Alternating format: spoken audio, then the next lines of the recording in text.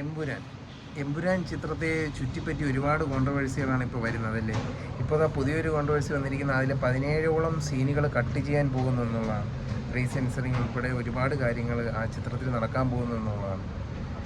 സത്യം പറഞ്ഞു കഴിഞ്ഞാൽ ഈ പടം ഇപ്പോൾ ആഗോള തലത്തിലൊരു വൻ ചർച്ചയായിക്കൊണ്ടിരിക്കുകയാണ്. എനിക്ക് തോന്നുന്നു ആദ്യത്തെ ഒരു 2 ദിവസം പോയ കളക്ഷനേക്കാളും അധികമായിരിക്കും ഇനിയുള്ള ദിവസങ്ങളിൽ പോകാനുള്ള സാധ്യത. കാരണം ചിത്രം തിങ്കളോ ചൊവ്വാഴ്ചയോടു കൂടി തന്നെ അതായത് റീ എഡിറ്റിംഗ് വർക്കുകളെല്ലാം കഴിഞ്ഞതിന് ശേഷം പുതിയ ഈ 17ഓളം സീനുകൾ കട്ട് ചെയ്ത് ചൊവ്വാഴ്ചയോ തിങ്കളാഴ്ചയോ തിയേറ്ററുകളിൽ പുതുതായി വരുന്നു എന്ന് കേൾക്കുന്നു. അങ്ങനെ ഉണ്ടെങ്കിൽ അതിന് മുമ്പായിട്ട് നിങ്ങൾക്ക് ഫസ്റ്റ് വെർഷൻ ഈ കണ്ടത് കാണണമെന്നുണ്ടെങ്കിൽ നിങ്ങൾ ഞായറാഴ്ചയോ ശനിയാഴ്ചയോ ഒക്കെയായി പോയി കാണുക. എന്നിട്ട് നിങ്ങൾ തന്നെ വിലയിരുത്തുക യഥാർത്ഥത്തിൽ ഇതിൽ കട്ട് ചെയ്യേണ്ട ആവശ്യമുണ്ടോ എന്നൊക്കെ ഉള്ളത്. അപ്പോൾ ലേറ്റസ്റ്റ് അപ്ഡേറ്റുകളെന്ന് പറയുന്ന ചിത്രത്തിനെ പറ്റിയുള്ള വളരെ കൗതുകമായിട്ടുള്ള കാര്യങ്ങളാണ് നമ്മൾ കേൾക്കുന്നത്. അപ്പോൾ ഇപ്പോൾ പടം 48 മണിക്കൂറിനുള്ളിൽ തന്നെ 100 കോടി ചിത്രം പിന്നിടുന്നു. ഞാൻ നേരത്തെ പറഞ്ഞ പോലെ തന്നെ ഇത് ഒരു വിഷ്വൽ മാജിക്കാണ് ഈ ഒരു ചിത്രം എന്ന് പറയുന്നത്.